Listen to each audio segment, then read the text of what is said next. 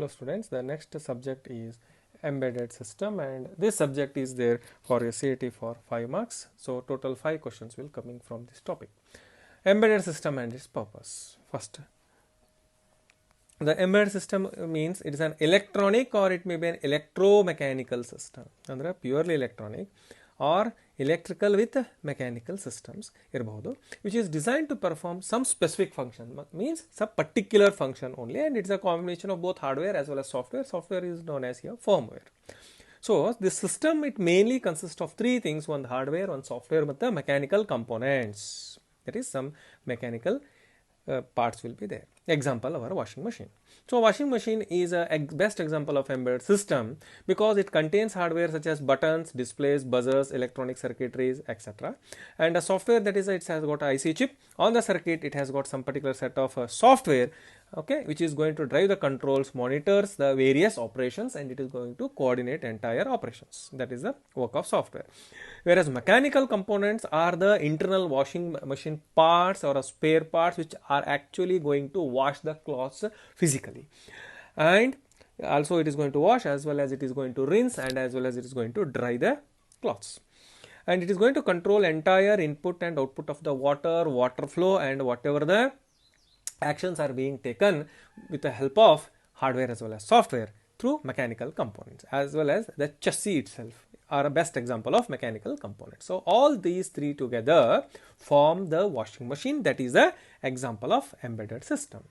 What is the main purpose? So as we know, embedded systems are used in various domestic lines as well as the commercial lines, various domains such as home automation system, office automation system, computer electronic, banking system, etc. And within the particular domain, according to the applications, we have a different functionalities, and each and every system, it serves the purpose of any one or a combination of the task. For example, data collection irbodu, ಅಥವಾ storage or representation, or data communication, or it may be data signal processing, the processing of a signal, maybe audio signal, video signal, or a combination of both, monitoring of the signal, controlling of the signal, application specific user interface, that is, okay, all these are the best examples of the purpose of a embedded system.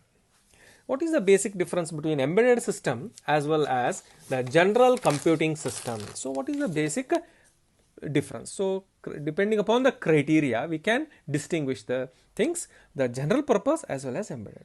General purpose, nothing but a combination of hardware plus general purpose OS for execution of variety of applications. So this operating system is general purpose. For embedded system, it's a combination of special purpose hardware. That means here we have a generic hardware, here a specific hardware, and we have a special type of embedded OS, especially designed or programmed for a particular system. But here it is a general OS. OS, that is operating system. In case of general purpose computer, the general purpose operating system which does almost all the job. Whereas the embedded system, it is sometimes it may contain, may not contain the OS, depending upon the need and requirement. Alterations, the applications are alterable by the user. User can alter the applications in computer, whereas here in embedded system, applications are alterable by the users. And key factor, performance is a major key factor, and here application specific requirements. So particular to application, the requirements are a key factor. Power consumption is very high, power consumption is low, and response time is not critical. It is very critical for some applications. So response time is a major important criteria here. Next, what are the important characteristics of embedded system? As we know, the embedded systems are following general purpose. The following are some of the characteristics of a embedded system.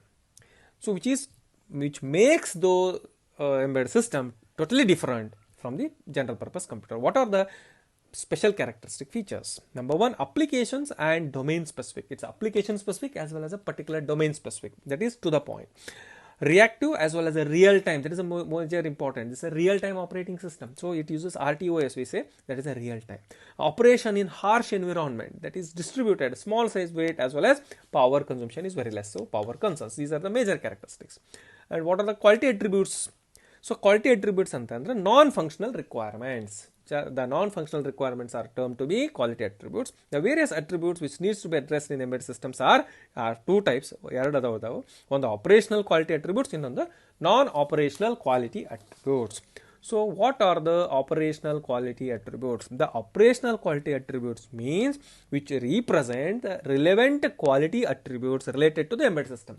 These attributes which are particularly related to embedded system, and it is also called as online mode ಅಂತ ಕರೀತೇವೆ.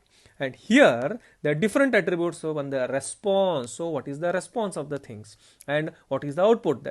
That is throughput. What is the reliability, the trustworthiness, the maintainability, maintenance, security, and safety. Your operational quality attributes. Non-operational quality attribute means they need to be addressed for the product which is not on the basis of operational aspects, so which is not related to operational aspects. For example, testability and debuggability. So testing and debugging of the errors in the other.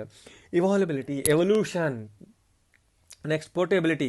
So easily portable. ಒಂದು ಕಡೆ ತಗೊಂಡು ಹೋಗ್ಬೋದು ಹೆಂಗೋ place to place. And time to prototype and market. That is important. The prototype, the basic prototype has to be designed, and it has to be successful in all the respect.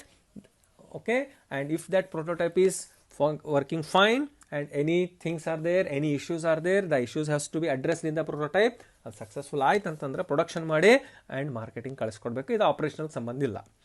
And per unit and total cost. So economics related point. So ಒಂದು ಯೂನಿಟಿಗೆ ಎಷ್ಟು cost ಆಕೈತಿ, okay, ಇದೆಲ್ಲ ಏನದಾವಲ್ಲ, they are part of a non operational quality attributes. Next, embedded architecture.